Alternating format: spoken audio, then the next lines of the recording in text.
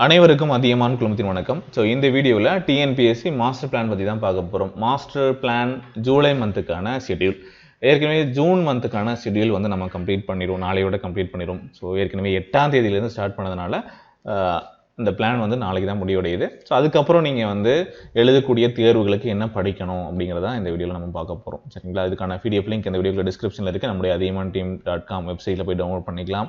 Telegram group இருக்குது, master plan Tamil மீடியத்துக்கு. அதே போல் English medium தனியாக டெஸ்ட் பேஜஸ் போயிட்டு இருக்கு, அதுக்கான குரூப் இருக்கும். நீங்கள் அதுக்குள்ளே ஜாயின் பண்ணிட்டு வேணுன்ற பிடிஎஃப்ஸ் நீங்கள் டவுன்லோட் பண்ணிக்கலாம். சரிங்களா? இதெல்லாம் புக்கில் இருக்கக்கூடியது தான். என்னென்ன லெசன் சொல்கிறோமோ அந்த லெசன் படிக்கலாம்.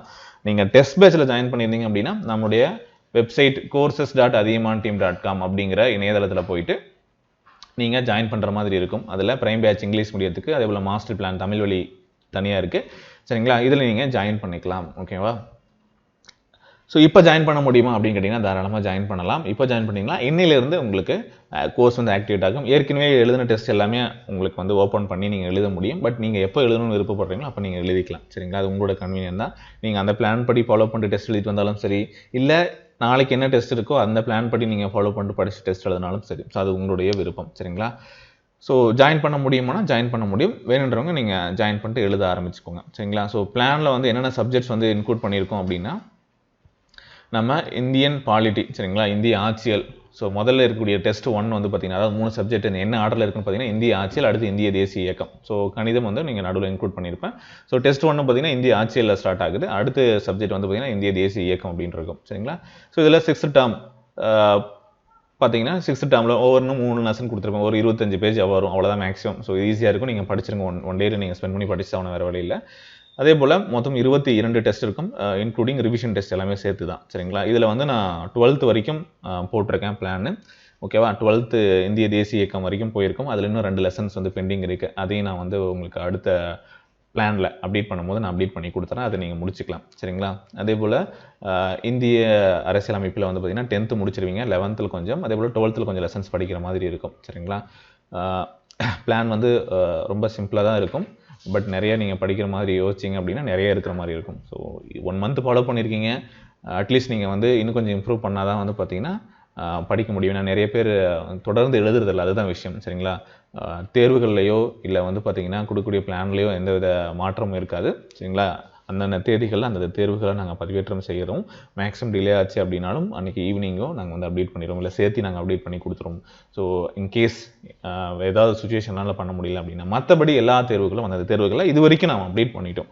இன்றைக்கி டேட் வரைக்கும் என்ன டெஸ்ட்டோ அதை நாங்கள் அப்டேட் பண்ணிட்டோம். சரிங்களா? ஸோ நீங்கள் அதை பார்த்துக்கலாம்.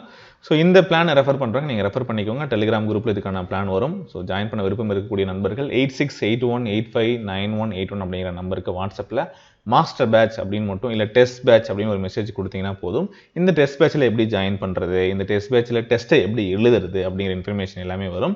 நீங்கள் அதை பார்த்து தெரிந்து கொள்ளலாம். இல்லை அப்படின்னா அதியமான் டீமோட ஆண்ட்ராய்டு ஆப் ப்ளே ஸ்டோரில் இருக்க டவுன்லோட் பண்ணிட்டு நீங்கள் தமிழ் மீடியமோ இங்கிலீஷ் மீடியமோ எந்த டெஸ்ட் பேட்சஸ் வேணுமோ நீங்கள் ஜாயின் பண்ணிக்கலாம். ஓகேவா? ஸோ பிளானை ரெஃபர் பண்ணுங்கள், டெஸ்ட்டுக்கு ரெடி ஆகிக்கோங்க.